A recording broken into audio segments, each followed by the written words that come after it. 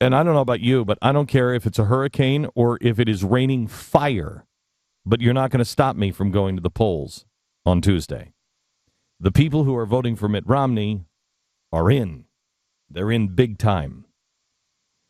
Even though the press is doing everything they can to discourage people and say what a cretin Mitt Romney is. Now, I don't know about you, but I don't know what you do if you are Barack Obama or Mitt Romney.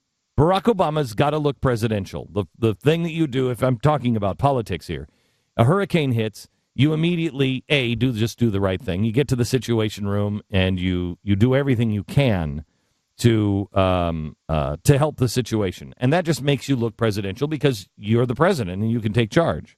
That's what you do. However, if you're Mitt Romney, what do? This is unprecedented territory.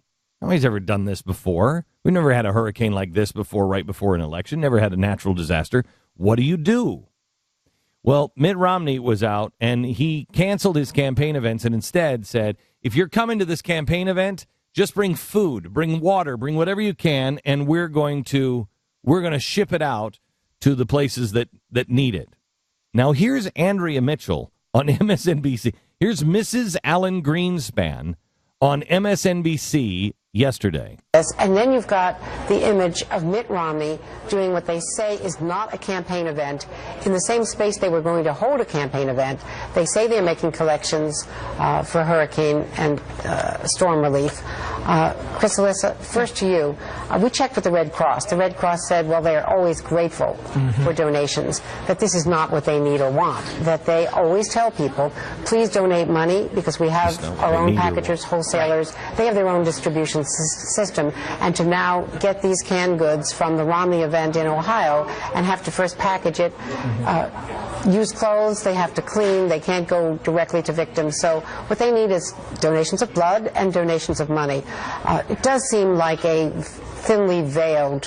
Why Ohio? Why choose Ohio for right, because the storm is kind of not in Ohio? Not there. Why in Ohio? Stop. Why in Ohio? Why not in Pennsylvania? Why not in New Jersey?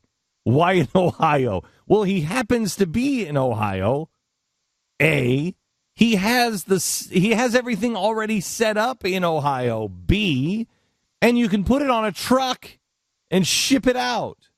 I mean, are you really kidding me? Martin Bashir goes on. The Red Cross knows what it's doing. Did you detect perhaps a subtle dig there on Mr. Romney, who spent today going against the guidelines established by the Red Cross? Oh, my gosh. And holding a campaign rally in Ohio that was dressed up like a charity drive. Stop. Collecting food. I can't take it.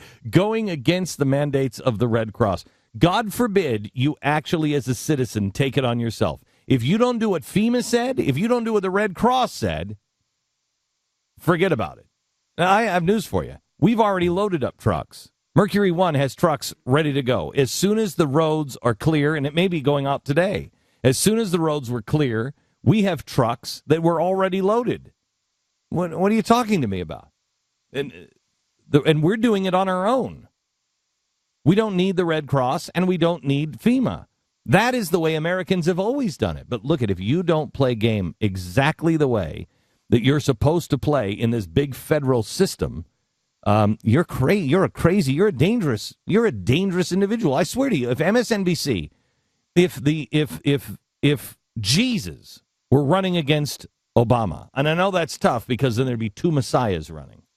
But if Jesus were running against Obama, NBC's report would be, in Columbus, Ohio today, Jesus of Galilee, while on the campaign trail, calmed a nasty weather system that was threatening the residents of the area, even though the Red Cross has specifically never asked for the seas to be calmed. All the Red Cross wants is cash donations. They don't need people changing the weather patterns. After calming the weather in Columbus, Jesus was approached by a blind man and healed him. Is this just a coincidence that this all happened in Ohio? I don't think so. Jesus is clearly politicizing the health care debate and taking a swipe at Obamacare at the same time here. You'll remember it wasn't long ago that Jesus was kicked out of his own country for performing similar stunts, Plus, many on the campaign trail are reminding us today that Jesus was actually born in Bethlehem. And as you know, that makes him not a natural-born citizen and thus ineligible to be president. But there's something else. Bethlehem is also located in Palestinian territory. And electing a man from that area would send a very clear message to our closest ally in the region, Israel, that they no longer have our support from this so-called Jesus character. That would be the report. It really would be. It would be. It would. Now, meanwhile, on NBC, now those two reports just came from NBC.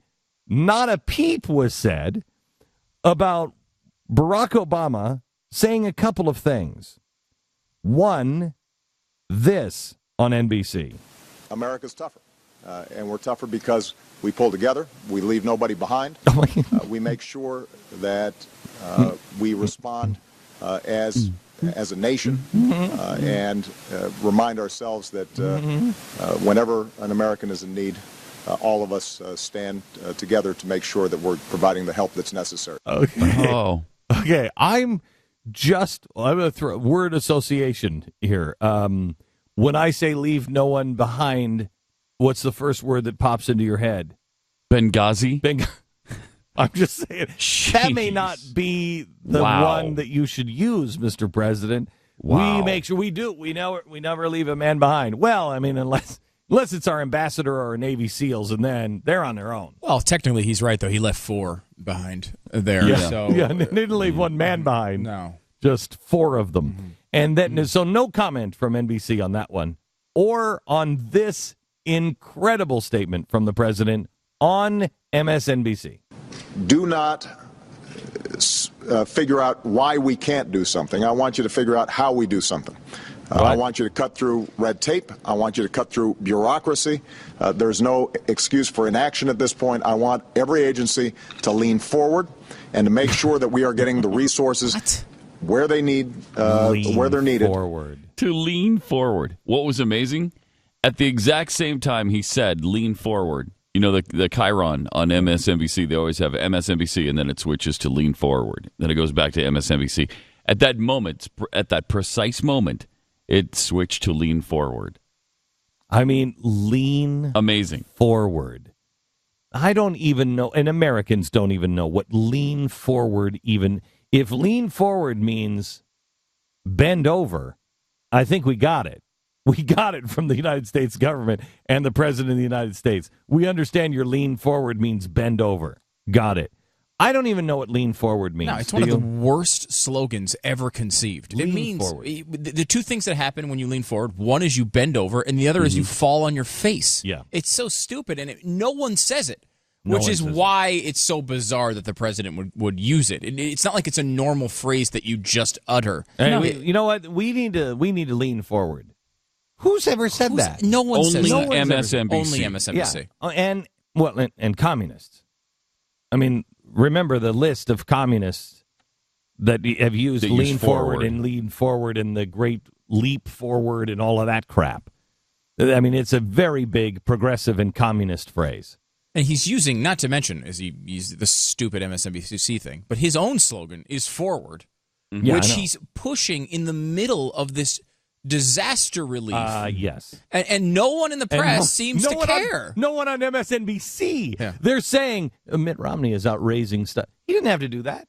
Right. He didn't have to do that. No. That's who he is. If you would do your homework on him, you'd know that's exactly who he is. That's more him than the campaign thing. He rolls his sleeves up and he gets involved. He's done it every time. You know, remember when we talked to him about the big dig and he went and he took on the big dig? He didn't have to do that. He was out.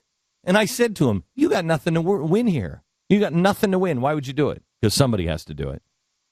That's who he is. And he's out raising money, and they trash him for it.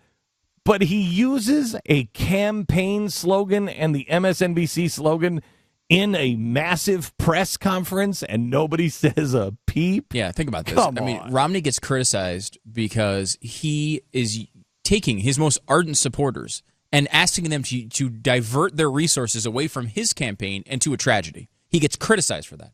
And then at the same time, the president uses his campaign slogan in the context of disaster relief, and not a peep.